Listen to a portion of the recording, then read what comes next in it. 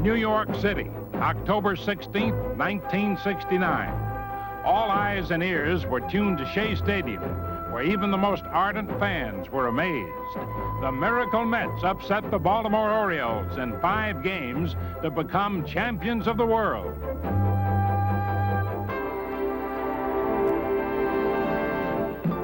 A fairy tale climax to one decade of baseball and a stirring prelude to the great decade of transition soon to come.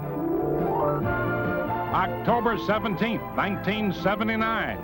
The Pittsburgh Pirates come back from a 3-game-to-1 deficit to defeat the Baltimore Orioles.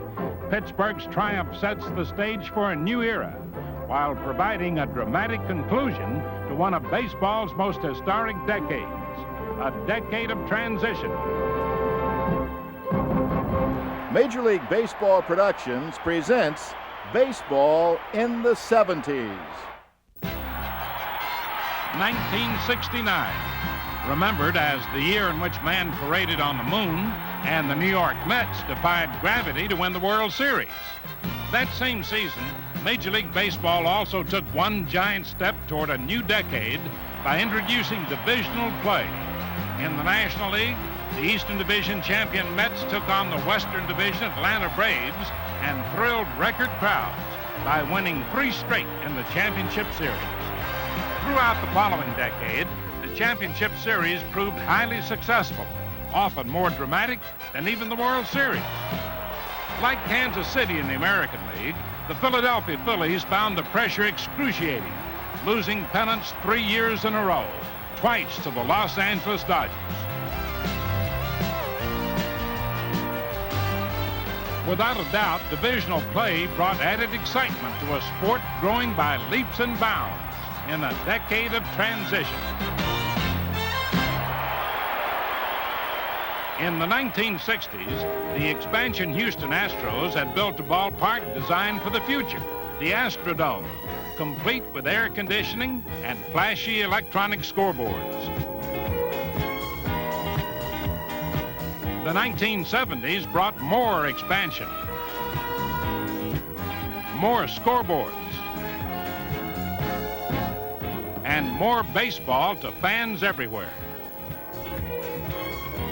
Baseball blossomed in areas like San Diego and returned to others like Milwaukee.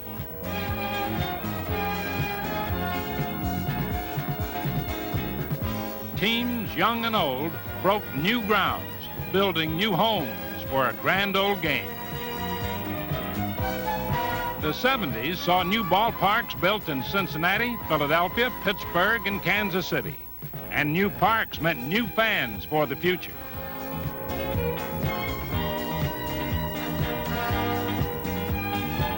And talk about futurism, how about Olympic Stadium in Montreal?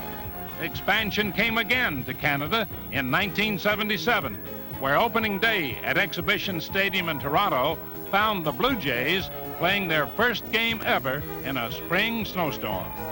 That same year, below the snow-capped peaks of Mount Rainier, the expansion Seattle Mariners opened under the Kingdome.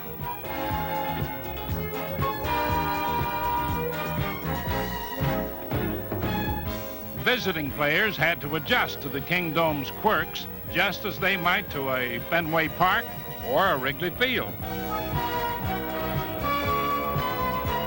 It was exciting baseball spreading to more fans, displaying more enthusiasm than ever before. The 1970s saw clubs reach season attendance goals never before imagined.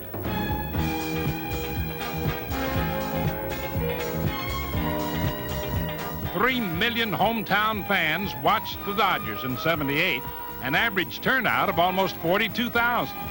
In the last 4 years of the decade, baseball's overall attendance figures skyrocketed from 29 to 43 million. The 1970s, a history-making decade, and a decade of significant changes. The first World Series game under the lights played at Pittsburgh's Three Rivers Stadium. The Pirates, who during the year became the first team to start 9 blacks, won a thriller from Baltimore 4-3, and millions across the country got to see it on primetime television.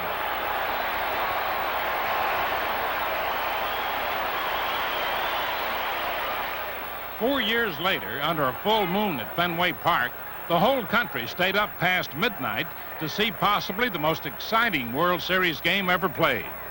Boston's Carlton Fisk climaxed Game 6 against Cincinnati with this 12th inning homer. Perhaps not coincidentally, baseball signed a new national television contract the same year, one that now involved 2 major networks. Another innovation of this decade of transition was introduced by the American League in 1973.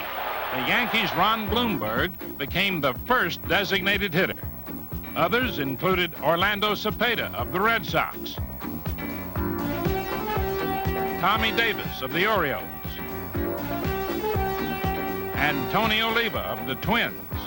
That year, Oliva, after 4 knee operations, batted .291 with 92 RBIs. Without the new DH rule, he could not have played. Still, the National League was not interested. The hitter? Designated hitter. No, I said we don't like the designated hitter. Or runner? No. You're going to adopt the hitter pretty soon. No, we won't. Have to. No, we won't. Works too well. No, it doesn't. Does too. Look at our league. We don't need... Why? What did it work? Worked all over. Today, it works for players like Willie Horton, who might not even start in the National League, but who had quite a year in '79 just swinging the bat for Seattle. Detractors of the DH say it ruins the nuances of managerial strategy. Supporters say it keeps old favorites like Horton in the game. Should anyone forget, Hank Aaron concluded his career as DH for Milwaukee. Of course, that was after he struck the most historic blow of the decade, career home run number 715. Breaking Babe Ruth's record just may have been sports' most impressive milestone. But the decade was full of events, full of happenings, and full of personalities. California's Nolan Ryan set the all-time season strikeout record, pitched 4 no-hitters, and 3 times in one season fanned 19 while pitching for a last-place team.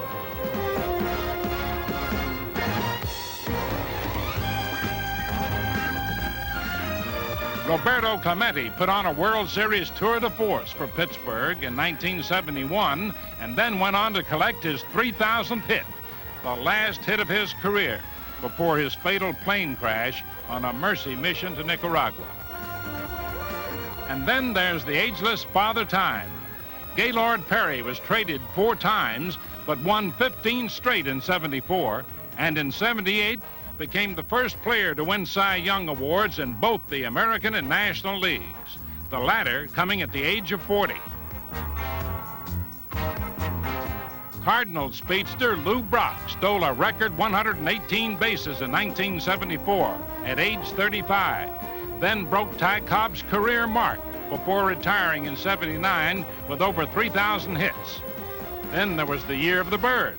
Detroit's Mark Fidrich was only a non-roster player in the spring of '76, but went on to win 19 games, attracting almost 900,000 fans. Perhaps no player in the history of the game ever turned on a crowd like the Bird. Mike Marshall, kinesiologist and relief specialist, won the Cy Young Award with Los Angeles in 1974, appearing in an unbelievable 106 games, including 13 straight.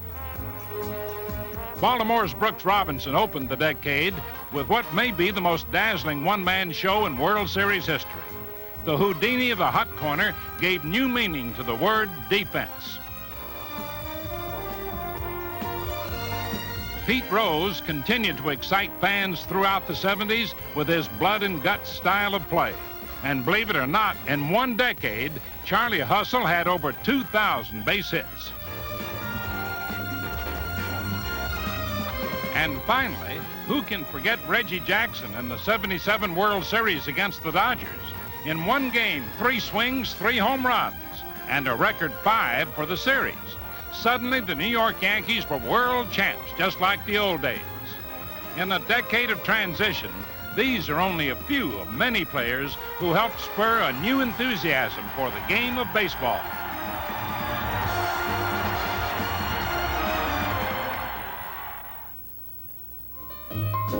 They were known as the Amazing A's, and more than any team in the 70s, they set the style for a new era of baseball. Or was it an old era of baseball? Mustachioed faces, handlebars not excluded, matched the rugged yet stylish image of players from a century ago. But these A's were more intent on making history than imitating it. Like no place else in sports, Oakland in the early 70s reflected the changing times. Colorful times demanded colorful uniforms, which spread everywhere. And orchestrating the wild concert of green and gold, Charlie O. Finley, cheerleader, owner, and chief decision maker on the field. You will definitely play. Let Charlie call and says I can. The A's may not have liked Charlie's backseat managing, but Finley had assembled a brilliant bunch of performers. When it came to winning ball games, they proved that the man knew his business. On the field, Oakland was the tightest team of the decade. They'd hustle out a win with a perfect double steal. Execute relays with deadly precision. Deliver the clutch blow in the late innings. And with the game on the line, someone was always there to make the big play. Of course, Finley's band of outsiders didn't always boast the best of manners. The A's played at being the bad guys as much as the good. In 1972, when they made their first World Series appearance against the Cincinnati Reds, the A's were minus Reggie Jackson and rated as real underdogs. Yet Oakland toppled the Big Red Machine in 7 games with 4 one-run victories.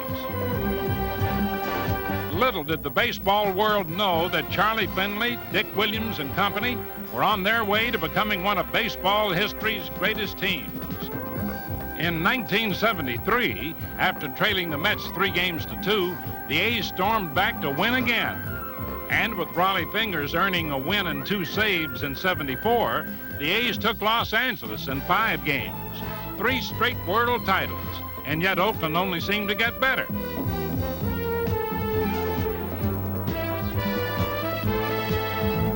But off the field, events were shaping up that would take the glitter out of the green and gold. Ace pitcher Catfish Hunter charged Finley with breach of contract. Arbitrator Peter Seitz declared Hunter a free agent. And Finley, the man who had urged big changes in baseball, now felt the force of the game's biggest change.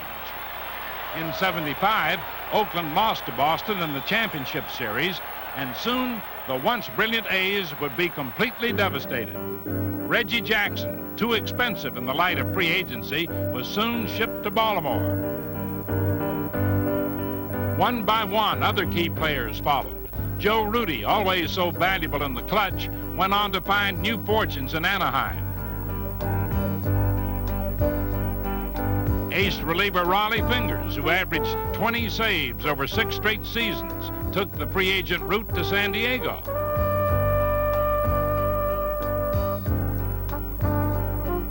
Captain Sal Bando offered his leadership and experience to Milwaukee.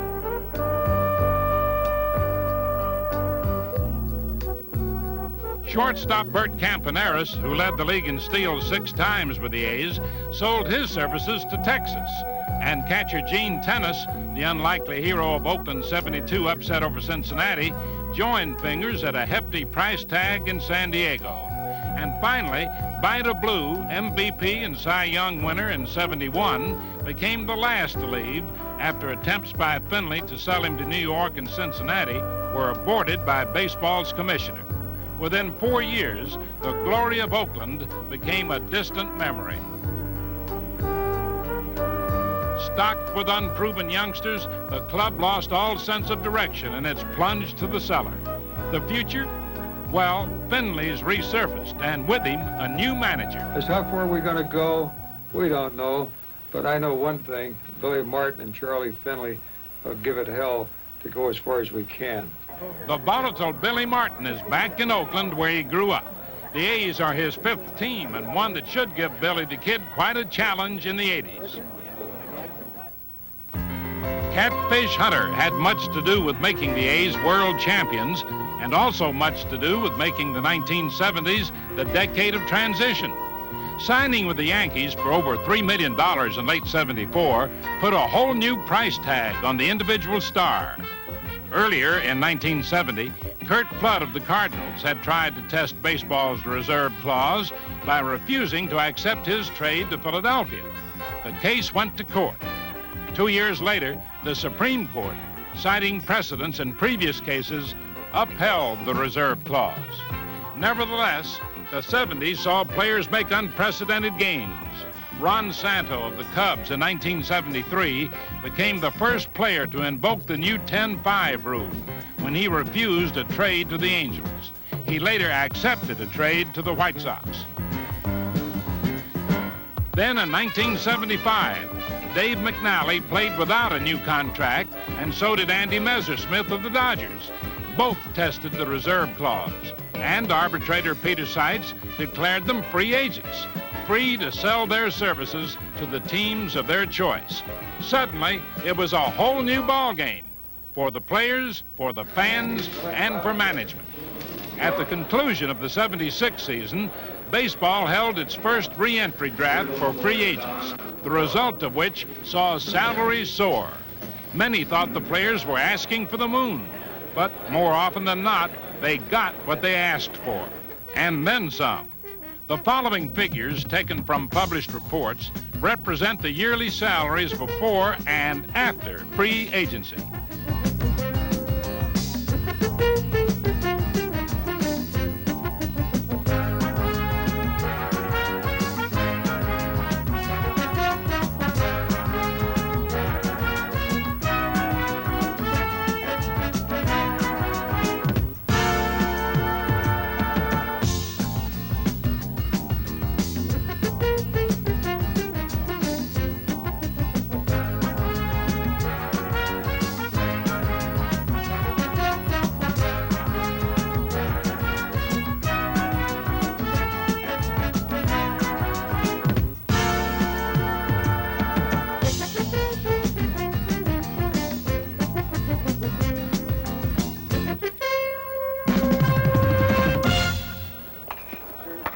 Today, few teams can avoid dipping into the free agent market if they want to contend.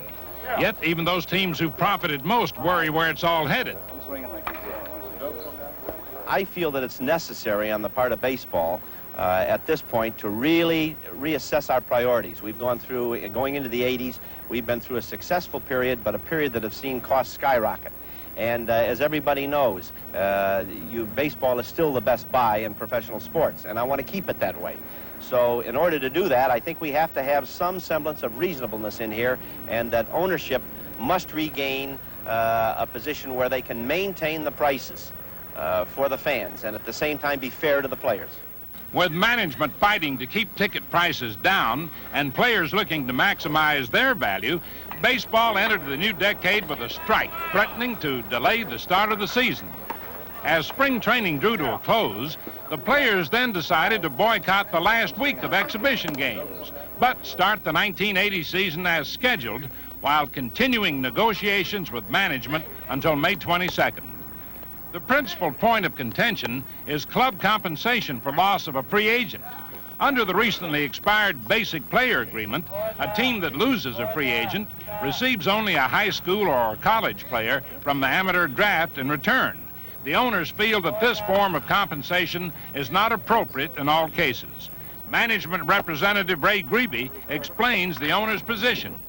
We're saying for a ranking free agent, and clearly experience dictates and indicates that there are differentiations between lower ranking, middle, and top ranking free agents. For the ranking free agent, the amateur draft choice plus a minor or a major league player who is not protected by a club should be available as a form of player selection rights.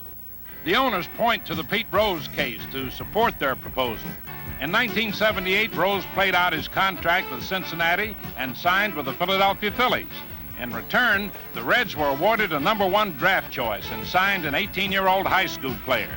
The owners feel that an unproven amateur is not equitable compensation for baseball's player of the decade. Only time will tell how this issue will be resolved and what effect it will have on baseball in the 80s. Yankee Stadium, home of champions, was anything but when the New York Yankees opened the new decade. Manager Ralph Houck had seen the once mighty Bronx Bombers crumble to the status of also-rans. That is, until George Steinbrenner bought the club in 1973. It's important to me, it's important to all of us, and it's particularly important to New York and to the Yankees that the group that gets behind the Yankees at this point have the wherewithal and the interest and the diversity to get the kind of job done that the sports writers, that the fans, that the city and the media in New York deserve. Catfish Hunter's signing at a then unheard of cost, over $3 million, proved Steinbrenner was not afraid to spend.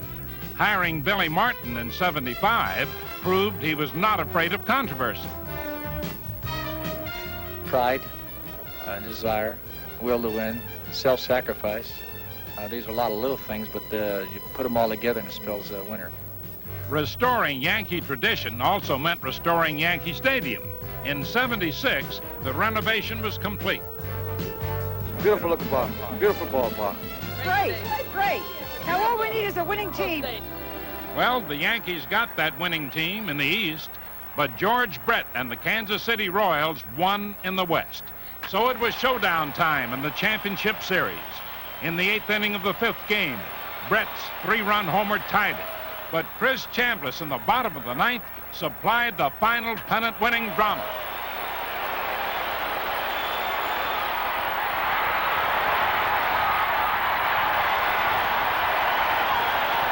But the hysteria diminished when Cincinnati swept New York in the World Series. So Mr. Steinbrenner opened his checkbook again. I'm a Yankee because George Steinbrenner was hustling, man, and there's no other way to say it.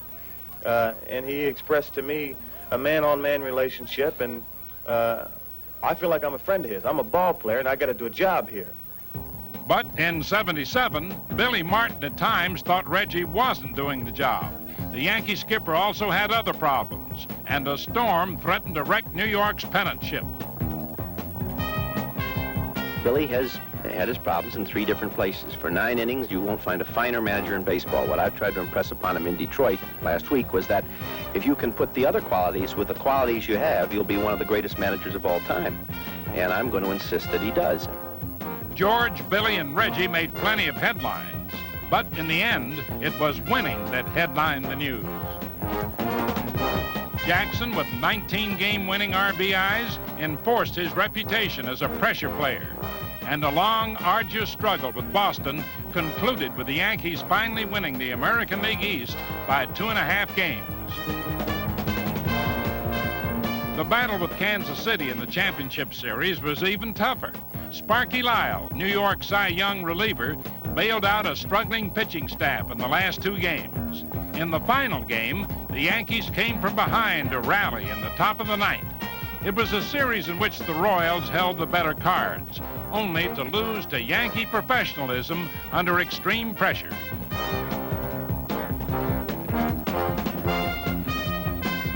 New York then went on to beat the Dodgers in the World Series.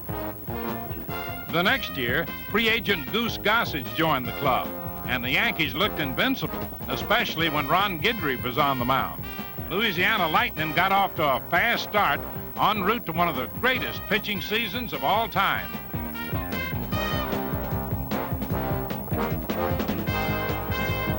Early in the year, it appeared the Yankees might even enjoy life for a change. Changes came, but hardly enjoyable ones. With Boston streaking at a phenomenal pace, New York fell 14 games behind the Sox in mid-July. And there were other troubles now all too familiar. Calm Bob Lemon took over. And although the Yankees soon announced that Billy would return in 1980, this was '78, and Lem still had hope. Every game is important now. We play Boston, and we play Baltimore, and then we play Milwaukee, so they're all important. We're all right there together. But it isn't critical. We have 9 games left with Boston, and anything can happen. Anything can happen. That often means it's all over. But in this case, the words were prophetic. The Yankees stormed into contention in August and then blasted Boston to tie for first in early September, wiping out that 14-game deficit. The two clubs then played even to the end, setting up an unforgettable playoff in which Bucky Dent stole the show with his 3-run 7th-inning homer.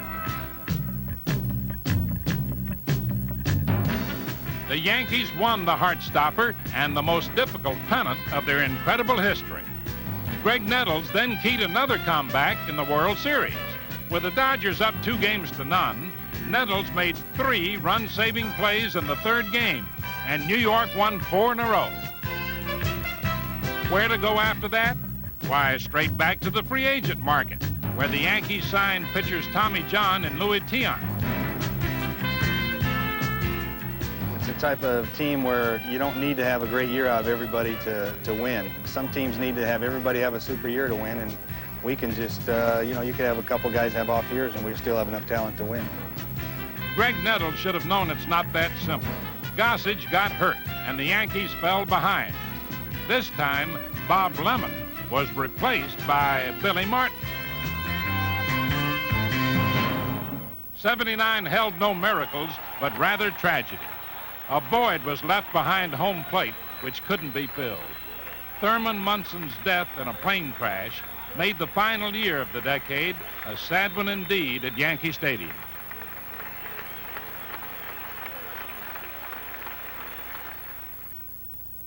Now, a new decade begins with some new players and a new manager, but the goal's the same. We'll still have Jackson, we still got Guidry, and we still got Gossage, and we still got Bucky Dent and Willie Randolph, and guys that were here on the championship clubs, Greg Nettles. So every club makes some changes, but this isn't a vastly revised ball club. Basically, this club is intact from the 78 club. Once again, the Yankees have added free agents such as Bob Watson and key youngsters through trades. It's hard to predict their future, but then when were these Yankees ever predicted? The mid-70s saw a sudden explosion of baseball attendance, and the national pastime was clearly reaffirmed as the #1 sport. Americans from 8 to 88 caught the fever. The ballpark was the place to go for reasonably priced entertainment. Fans found they could all get into the act. There were demonstrations of the power of artistry, demonstrations of the power of the occult, and demonstrations of the power of body language. So much to taste and enjoy at the ballpark. Where else do pastures grow so green? Where else so much freedom of madness and motion?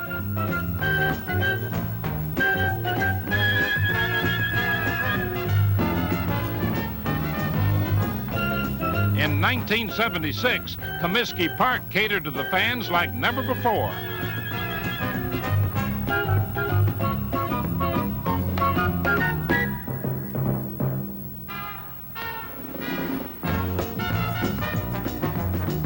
Life at the park was changing everywhere, catching everyone's eye. Max Patkin displayed his classic clown act and found a highly attentive audience.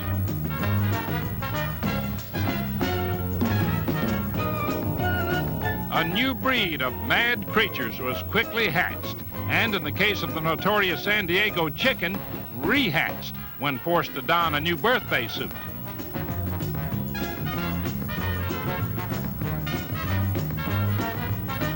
The Chicken got the biggest laughs, but Mr. Philly Fanatic also got his share.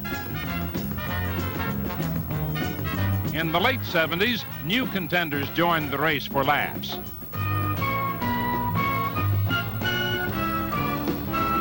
But it wasn't always easy.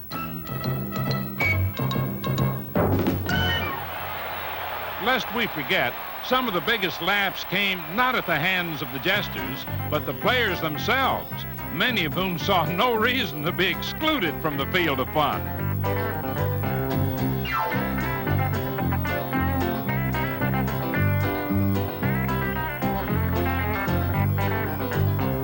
Certainly on the diamond, there were many times when neither Jack Benny nor Charlie Chaplin could have done it any better, as those who watched This Week in Baseball in the late 70s should well remember.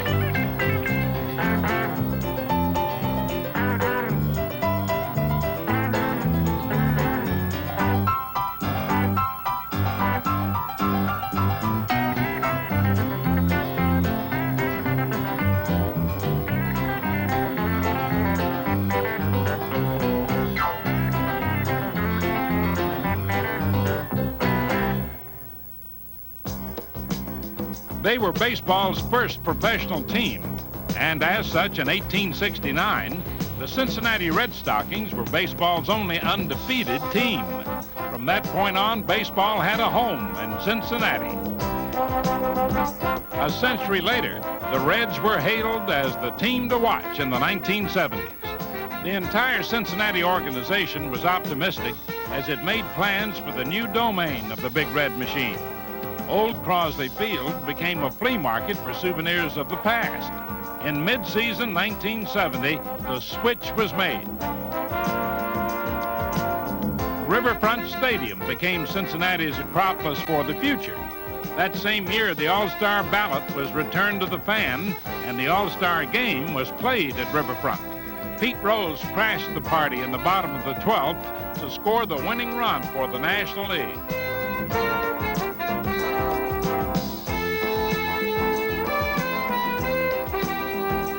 A 22-year-old catcher named Johnny Bench crashed 45 homers, won the MVP award, and led his team to a runaway division victory. And against Pittsburgh in the championship series, the Reds won 3 straight.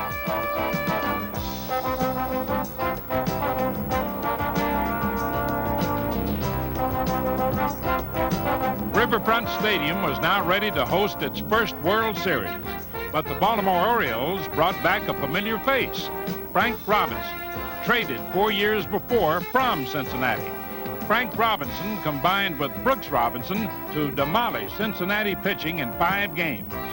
The team of the 70s also lost the series in '72, again falling just short at the finish line. But in 1975, a more mature Red Machine got into a winning gear that wouldn't be slowed, clinching their earliest title in history. The big names were there: Bench, Rose, Perez, Morgan, and a blossoming George Foster. And to go with all that run production, manager Sparky Anderson's quick hook. A deep and young bullpen featuring left-hander Will McEnany and right-hander Raleigh Eastwick helped the Reds to 108 regular season wins and a 3-game sweep in the championship series.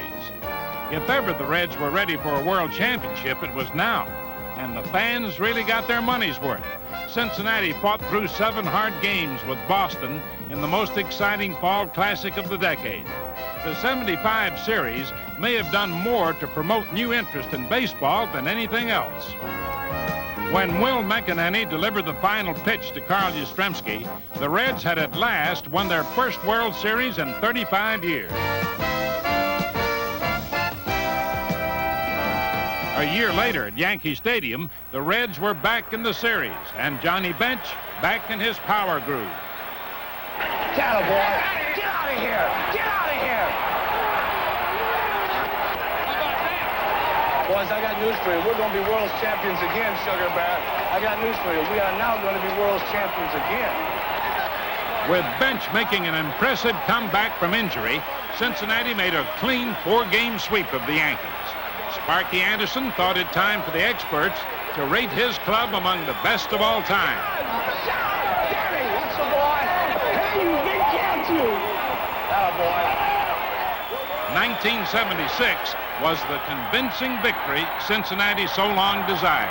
You are going to make Cincinnati the baseball capital of the world. Thank you. It seemed like the rare union between this city and this team was unshakable, but time was in fact running out.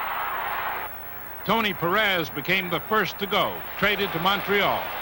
Pete Rose became a free agent. Then the most surprising news came from club president Dick Wagner. The past 2 years have been good ones by the standards of most teams, but we are determined to set a higher standard. It is our decision that the move we make is in the overall best interest of making the Cincinnati Reds a better team.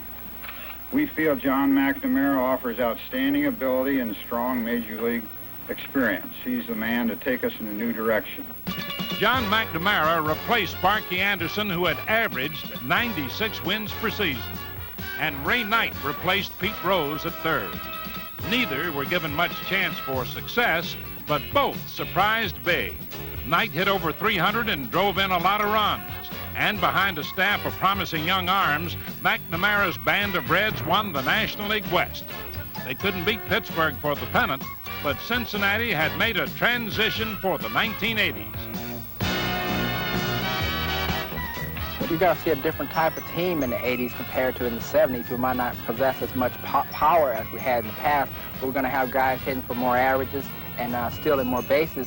And you're going to find that we're going to have, the pitching is going to be much stronger. So I just feel that it's going to be a good ball club, but we might not possess as much power as we had in the 70s, but we're still going to be good. So the club, hailed as the team of the 70s, endured the decade of transition. No one's yet calling this club the team of the 80s, but with the Cincinnati Reds, you never know. No review of the decade of transition would be complete without mentioning 2 teams that ended it in a manner similar to the way they started it. World champions in 1970, Earl Weaver's Baltimore Orioles met Danny Murtaugh's Pittsburgh Pirates in the 1971 Fall Classic. The Orioles went up 2-0.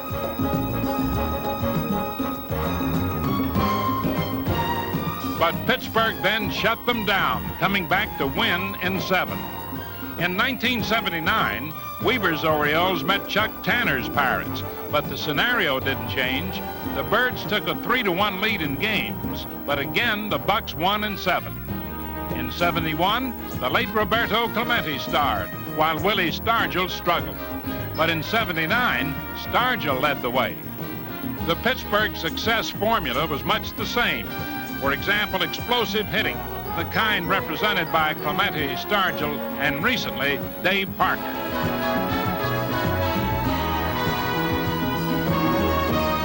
And a strong bullpen. Names like Face and Justy now replaced by Romo, Robinson.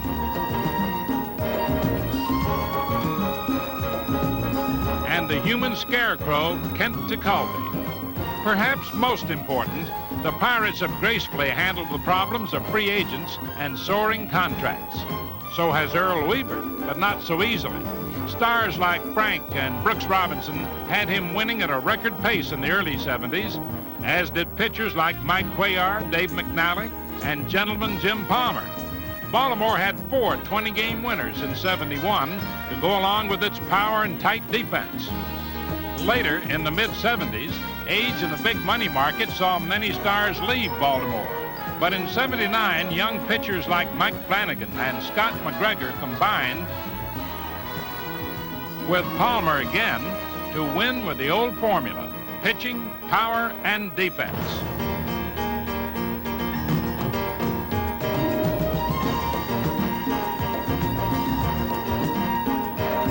And if Weaver lost too many stars, he countered by using well-chosen utility men. John Lowenstein, who won the first game of the 79 championship series with a 10th-inning pinch homer. Baltimore's success proved that a strong organization can win big without great sums of money. But the team that actually won it all was the Pirates. Their method of success may prove to be a model for the 1980s. And what of the new decade? Is Pittsburgh on its way to more pennants? Well, other contenders may have a say about that, such as the Montreal Expos, most anxious to greet the new decade. Hey, hi. After battling Pittsburgh down to the last day of the 79 season, the Expos are still loaded with talent and have added a new star in Ron LaFleur. Meanwhile, Tug McGraw still tells the Philadelphia Phillies, "You gotta believe." And he'll get no argument from a near 39-year-old youngster named Rose or a slimmed-down Greg Luzinski. Over in the National League West, Joe Morgan rejoins the Houston Astros, while Nolan Ryan adds more fire to baseball's best pitching staff. And what about the Dodgers, 3-time division champs in the 70s? Now they've added Dave Goltz and Don Stanhouse to their staff and are looking loose. We'll have some fun this year. We better. We're all going home. The Kansas City Royals are also looking to bounce back. Clint Hurdle and new first baseman Willie Mays Aikens may help them do just that. And over in the American League East, a healthy Larry Heisel could help make Milwaukee unbeatable. Finally, though the New York Mets don't figure to threaten right away, new ownership brings new hope for the 80s. This ball club has lost 90-some games in the last 3 years, and they drew less than 800,000 people last year, and that is the quintessential challenge. The Miracle Mets met the quintessential challenge back in 1969, and in the decade that followed, baseball not only met its many challenges, but thrived as never before. The decade witnessed not only transitions in the structure of the game, but also transitions of generations, such as the retirement of Willie Mays, who ended his career right where he began it, in New York City. Within the same decade, Mays was enshrined at Cooperstown, summing up his matchless career in a manner which any true fan of baseball could understand. In bed last night, I said to myself, how can I write a speech? And I came up with one saying, how can you put it on paper? That's my theme. You cannot do it. The Say Hey Kid was right. Where do you start when the subject is Willie Mays or Carl Yastrzemski? And the 70s? Well, there are simply too many names and moments to cover them all, but some impressions are lasting. Tom Seaver spanned the decade, 2 Cy Young Awards, and still going strong. The 70s saw other pitching greats end their careers. A tip of the hat to Gibson, Drysdale, Wilhelm, and Marischal. The decade also belonged to Rod Carew, 6 batting titles in 7 years. And who will ever forget Kaline, the Robinsons, Aparicio, and Killebrew? These men proved the impossible merely improbable, and the improbable quite possible. And baseball, well, from 1970 through 79, baseball grew in popularity like never before. Now we step into the 80s, but the 1970s will always be a part of history, the decade of transition.